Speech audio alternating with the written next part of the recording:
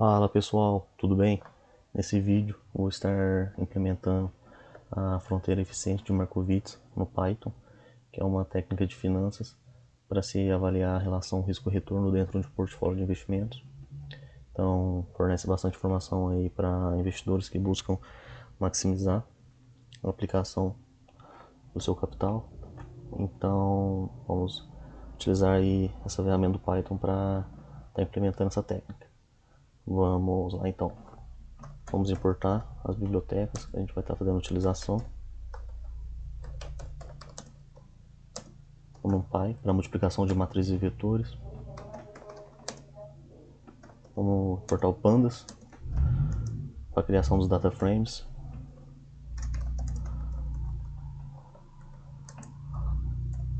O suplemento do Pandas, que é o Pandas Data Reader.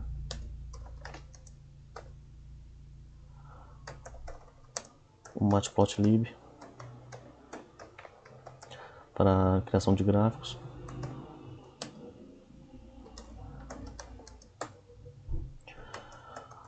Yahoo Finance para a obtenção dos tickers das ações. E é isso. Vou executar aqui, obtive. Ok. Vamos criar o vetor aqui de ativos. Para termos de simplificação, vou criar um portfólio apenas com 2 ativos, mas podem ter variados ativos, né? mais de 2. Bova 11.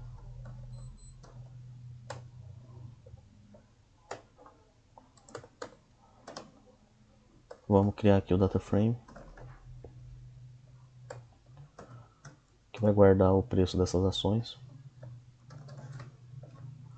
Ok. Vamos criar um loop para se obter de forma automatizada, né, o preço dessas ações.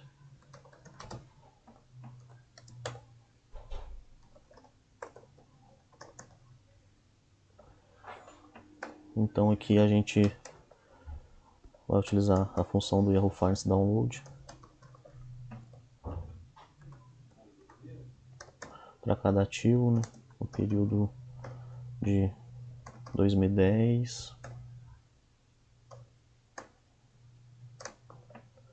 até a data atual. Vou pegar o preço de fechamento ajustado.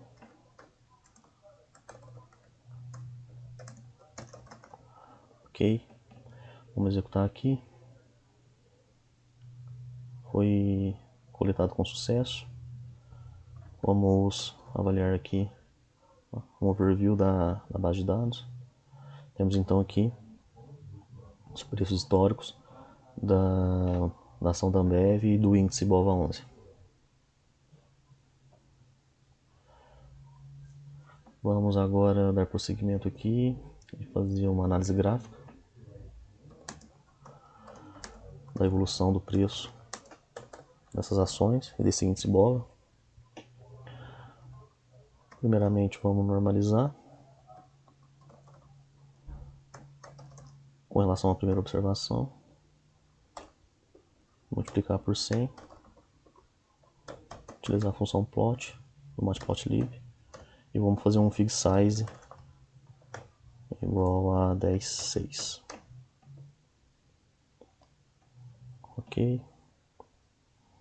Temos então aqui um gráfico com a evolução histórica do preço dessas ações no período considerado, né?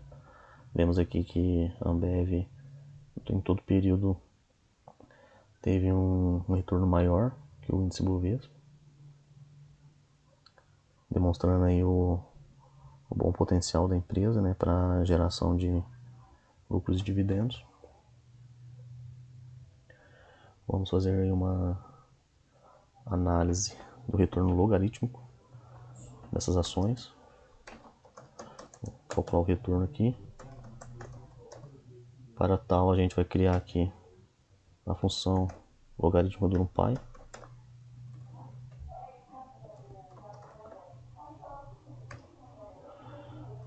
Vamos sempre avaliar aí o preço em T com relação a T-1 para avaliar a variação se calcular o retorno. Então temos aqui já. Vamos analisar a média.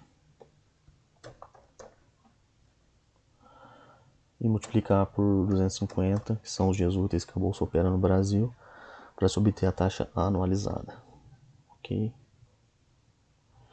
Temos então aqui que a taxa de retorno logarítmica da Ambev no período considerado foi de aproximadamente 9,6% e o índice BOVA11 aproximadamente 3% de retorno aí no período considerado.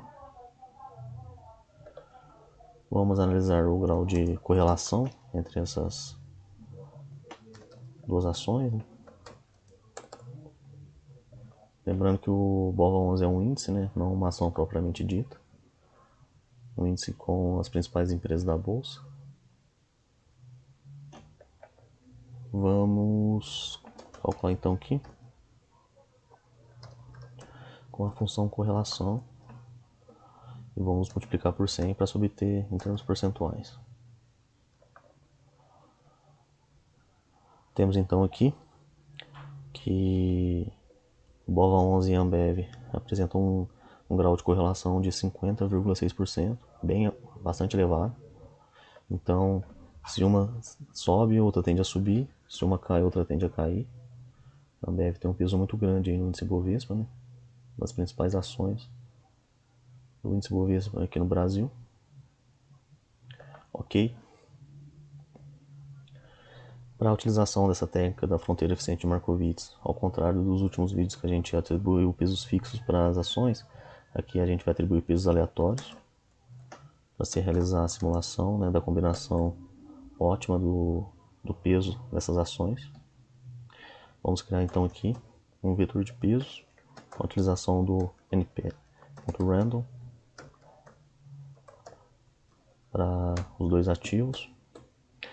Vamos realizar a normalização para que some 100, sempre some 100, né, o peso dessas ações. Então a gente faz um np.sum, pesos.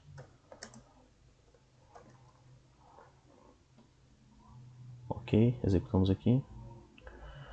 Vamos avaliar se está somando 100%. A combinação dos pesos, né? Que é uma restrição que tem que ser obedecida. Ok, está somando 100% aqui, ótimo. Vamos dar continuidade, ressaltando que, por exemplo, o peso, né, da ação da Ambev pode ter, vamos supor, 98% e BOVA11 2%, 95% e 5%, 90% e 10%, 80% e 20%. O importante é sempre estar balanceado, somando 100. Obedecer essa restrição aí. Vamos analisar o retorno esperado desse portfólio.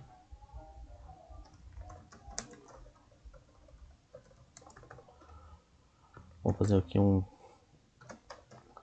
somatório da multiplicação do vetor de pesos versus a matriz de retornos.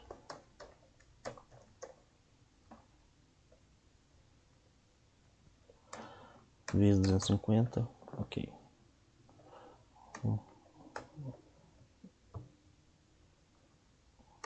Aumentar aqui, isso. Temos então aqui que o retorno esperado desse portfólio, né, no período considerado é aproximadamente 8,5%.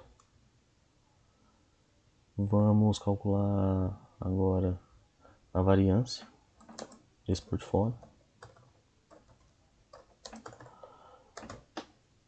Para tal, vamos utilizar o np.dot. Vamos multiplicar a transposta da matriz de pesos versus o np.dot da matriz de covariância.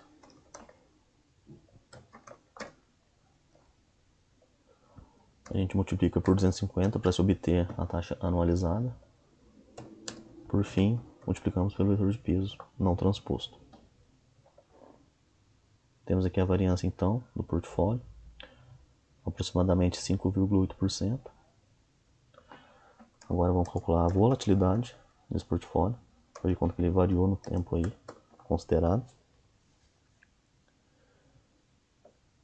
A volatilidade é dado pela raiz quadrada da variância. Então vamos aproveitar aqui a função que a gente acabou de calcular, a variância, para calcular a volatilidade. Ok. Temos aqui então, executando, que a volatilidade desse portfólio no período considerado foi de 24,2%.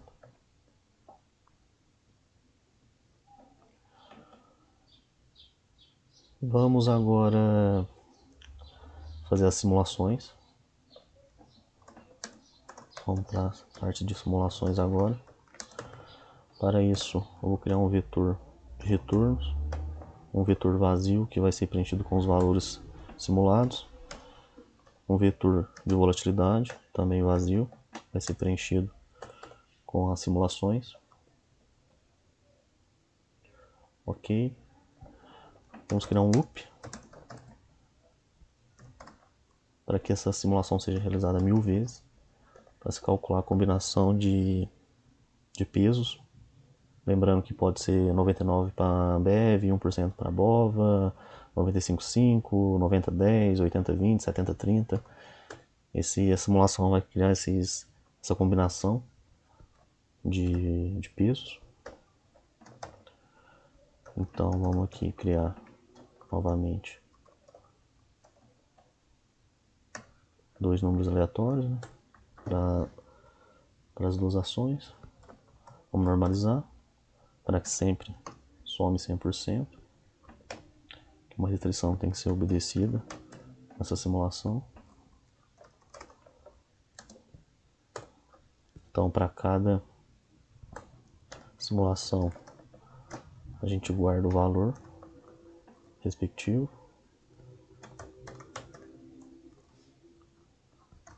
Da multiplicação dos pesos versus logaritmo do retorno.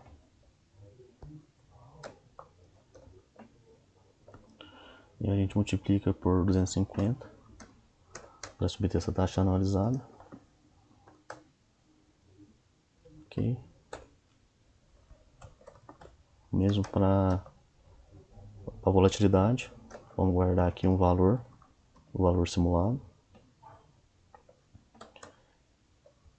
Raiz quadrada,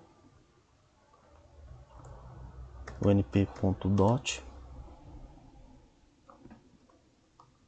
dos pesos, transposto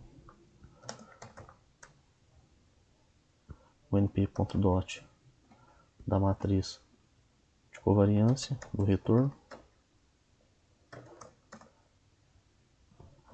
e a gente multiplica por 250 para obter essa taxa anualizada. Ok, vamos executar aqui. Voltou um erro, vamos ver. Aqui faltou multiplicar pelo vetor de pesos não transposto.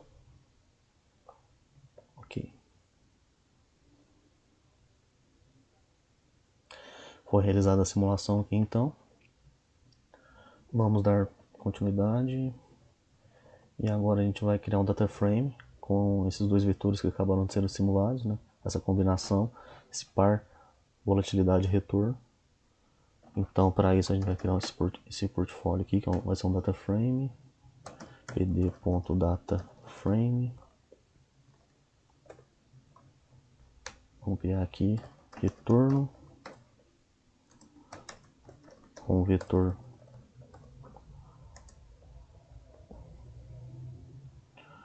aqui,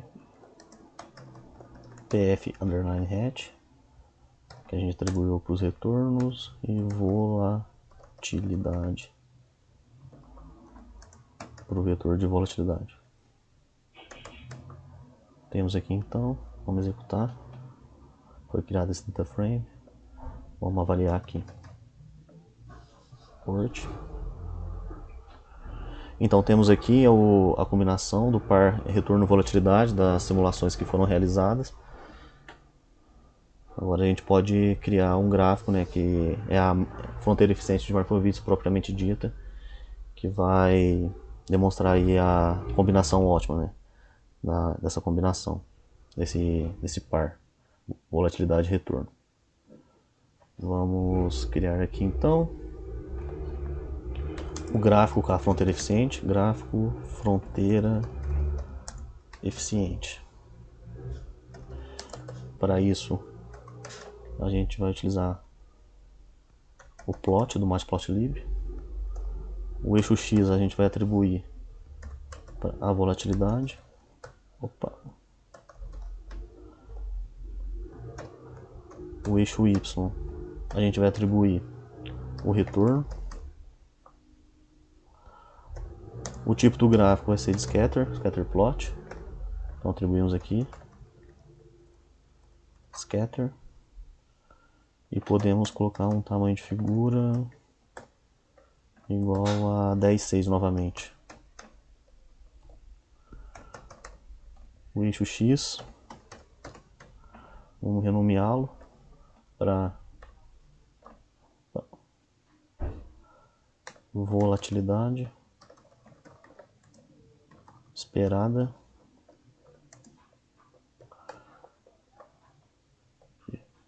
e o eixo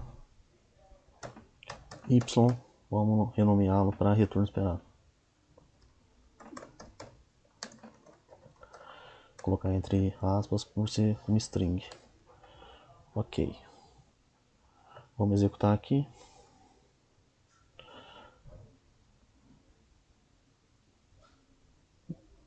Voltou um erro. Não é plot, é PLT. Ok.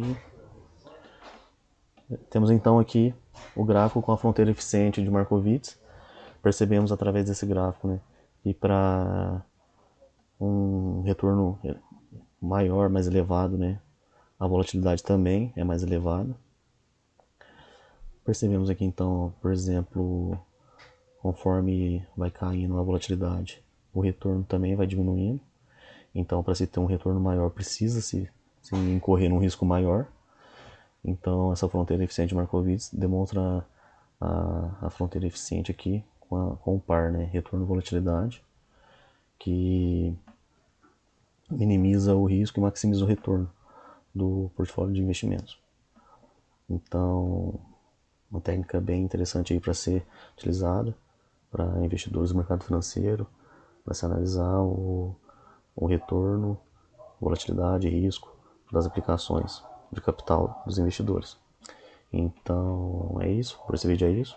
Espero que tenham gostado. Nos vemos no próximo, pessoal. Tchau, tchau.